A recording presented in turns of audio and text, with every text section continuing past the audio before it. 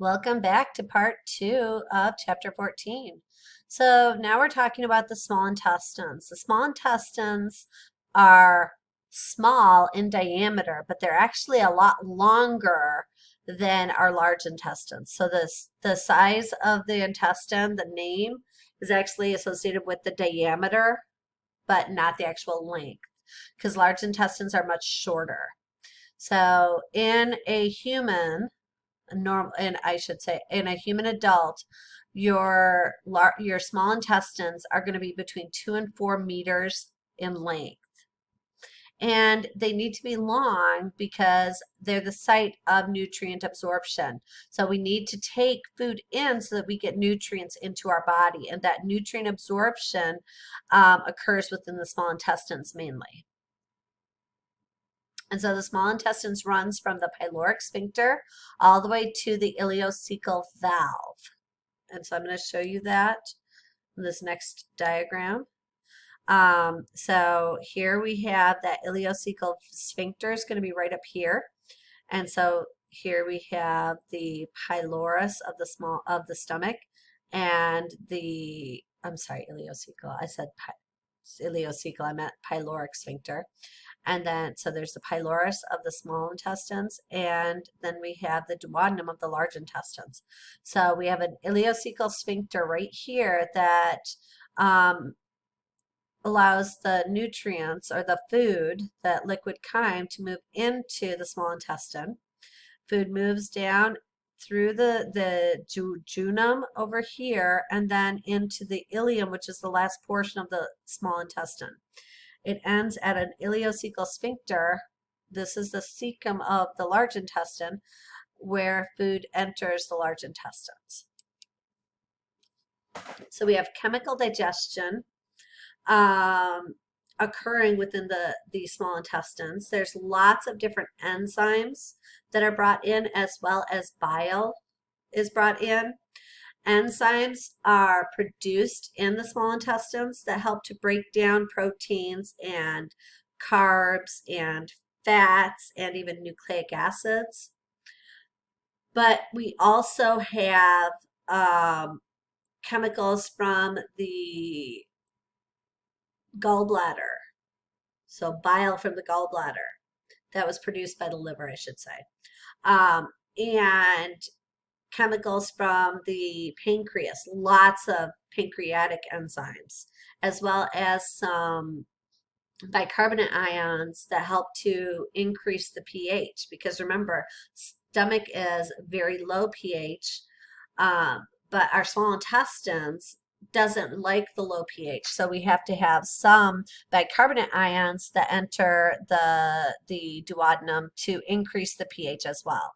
So the pancreas, the gallbladder, and the liver all send chemicals into the duodenum at a region called the hepatopancreatic ampulla.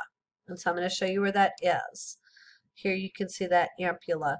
So we have chemicals. So the liver produces bile. Bile is stored and in the gallbladder, and then it just gets concentrated here. And so when the liver tells the gallbladder to release, the gallbladder releases that into this hepatic duct, or I'm sorry, the common bile duct. The hepatic duct is up here that produces bile as well. And then the pancreas secretes its enzymes, and these enter into the duodenum. And then food enters up here because you have your pyloric sphincter. So this is the duodenum region. This would be where the pylorus enters the duodenum, or the pylorus and the duodenum come together. The small intestines then have special structural modifications to increase surface area for food absorption, as well as to slow the movement of food down. So we have villi, we have microvilli, but on top of the villi are found on the actual cells, or on the, good Lord, the mucosa. And microvilli are found on the villi, circular folds are the deep folds of the mucosa themselves, though. And so here you can see those circular folds. And then on top of those circular folds, we have these villi that increase surface area for absorptive purposes. So the circular folds slow the material as it moves down the small intestines. The villi then increase surface area, and within the villi we have these lacteals. Lacteals are lymphatic capillaries that take in fatty materials that can't move in through the blood capillaries as easily. And then on top of the villi, we have microvilli, and on the microvilli, we have brush border cells, or not brush border cells, brush border enzymes. These enzymes are what will break down proteins and fats and carbs. Associated with the small intestines, we have Peyers patches. So this picture comes from your chapter 12 lecture. But these little yellow structures here, these are called Peyers patches. They're lymphatic tissue that increases, or that contains, that's what I'm going to say, a large number of lymphocytes and macrophages. And these help to decrease the amount of pathogens that can get into our system. So they kill off those pathogens before they can get in. The number of Peyers patches increases as we move towards the ileum, because as we're absorbing nutrients, the things that are left are the waste products and the bacteria.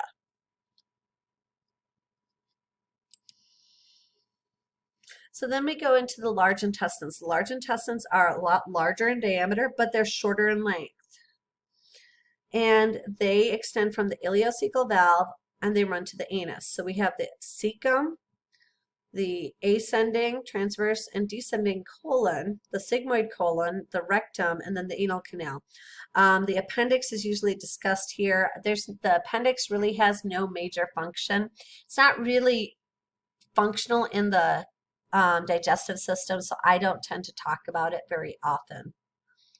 But it is attached to the large intestines. The appendix is actually a structure that hangs off the cecum. It contains lymphoid tissue, and it also contains an accumulation of your normal microbiota.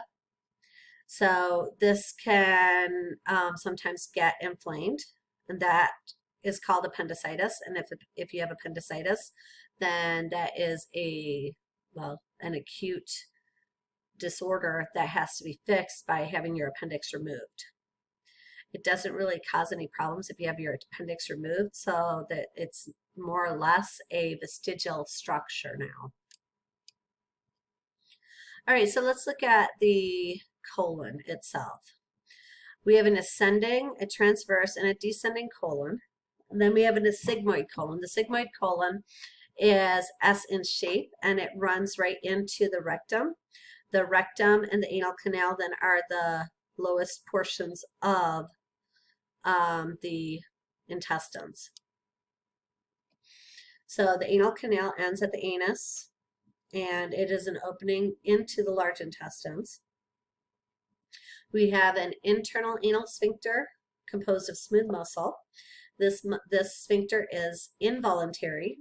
We have no control over it. So they open during defecation stimulation.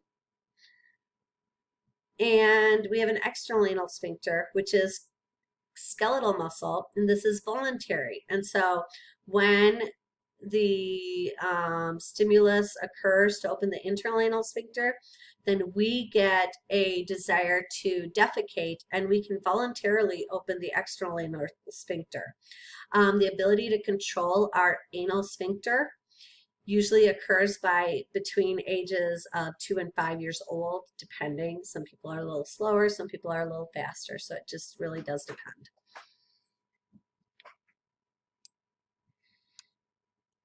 And so here is that ileocecal valve. This would be the ileum of the small intestines. Food moves into the cecum, and then we have the ascending, transverse, descending, sigmoid colon, the rectum, and the anal canal, which ends in the anus. The large intestines contain a lot of, or contain simple columnar epithelium, which have a lot of goblet cells. Goblet cells produce mucus, and we need mucus to lubricate the passageway for the fecal matter that is going to be released. We also are taking in a lot of extra water, so we're solidifying the fecal matter, so it's not liquid when it comes out.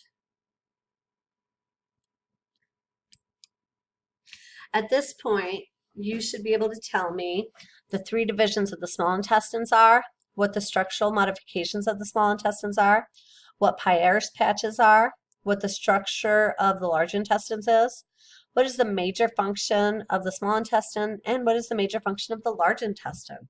I'll stop here, so this video is a lot shorter, and we'll get into the accessory structures in our next video. Bye.